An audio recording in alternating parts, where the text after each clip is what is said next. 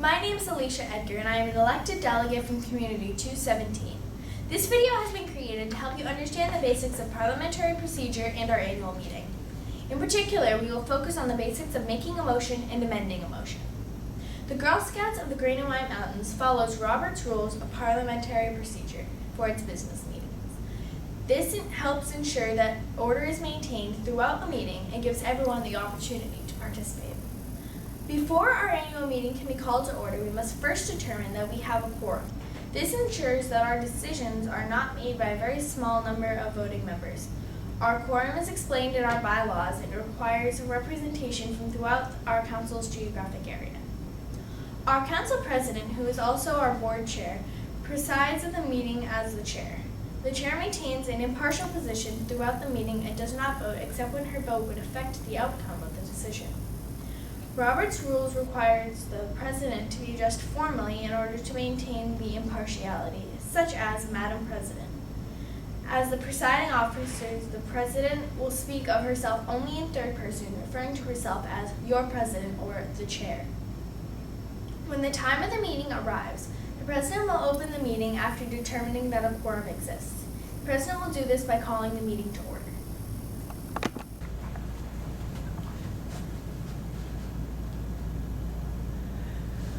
I'd like to call this meeting to order. The call to order will be immediately followed by an opening ceremony. The chair would like to welcome the Girl Scouts of many, many mountains who will perform our opening ceremony. The meeting format will follow the agenda previously sent out to all the delegates.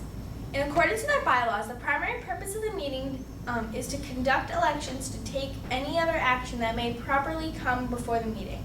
Our bylaws require that the members of the council know the purpose of the meeting in advance. The president will call the order of business in the agenda.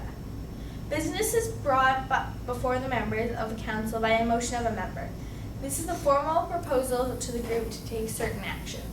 Before making a motion, the chair must recognize the member. The chair recognizes Juliet Lowenfeld. My name is Juliet Lowenfeld. I move that the Girl Scouts of the Green and White Mountains not allow perfumes during our meetings. Is there a second to the motion? All motions, except those coming from a committee, must be seconded to allow debate. A second can be made immediately without recognition from the president. If no second is made, the president may request a second. I second the motion. It is moved and seconded that the Girl Scouts of Green and White Mountains not allow the use of perfume during our meeting. Is there any discussion? The maker of the first motion always has the first right to speak, so the president will call on the maker to speak first. I recognize Juliet Lowenfeld to speak to the motion.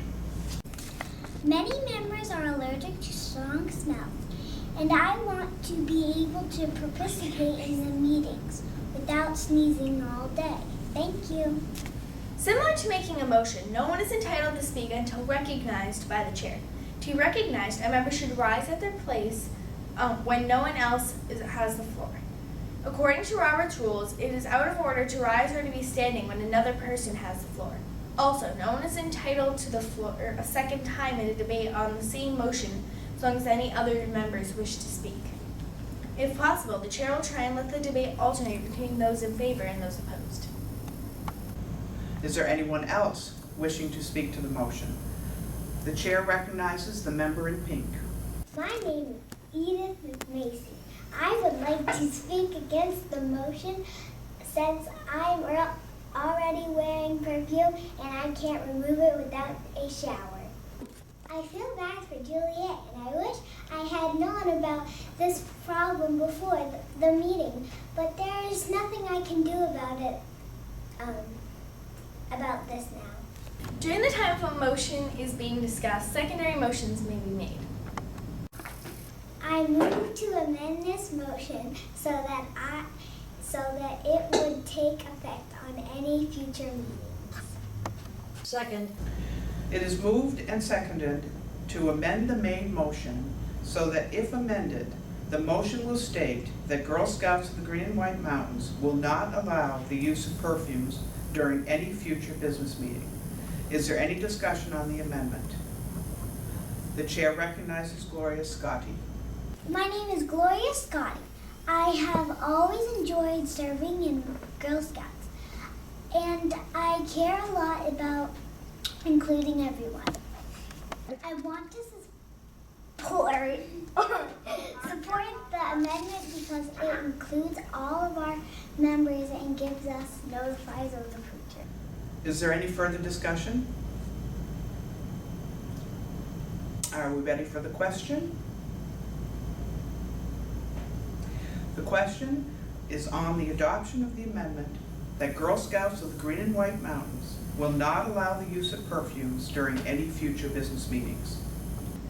The chair has several options for taking a vote. In our annual meetings, the most common form of voting is the voice vote. However, the chair has several additional options if she is in doubt of the outcome, including a show of hands vote, a rising vote where members are asked to stand, a ballot vote, or a roll call vote. Those in favor of the amendment say aye. Aye. Those opposed say no. The affirmative has it. The amendment has been adopted. Is there any further discussion on the motion that has now been amended that the Girl Scouts of the Green and White Mountains will not allow the use of perfumes during any future business meetings? Once the amendment has been voted on, the debate and vote moves to the now amended motion. Are you ready for the question? The question is on the adoption of the motion that Girl Scouts of the Green and White Mountains will not allow the use of perfumes during any future business meeting. Those in favor of the motion say aye. Aye. Those Those opposed say no. Nay. The affirmative has it. The motion is adopted. There are 4 rules to remember for a main motion.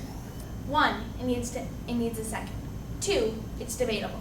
3, it is amendable. And 4, it needs a majority vote. Thank you so much for watching this training video. We hope it provides you with the first steps in understanding Robert's rules.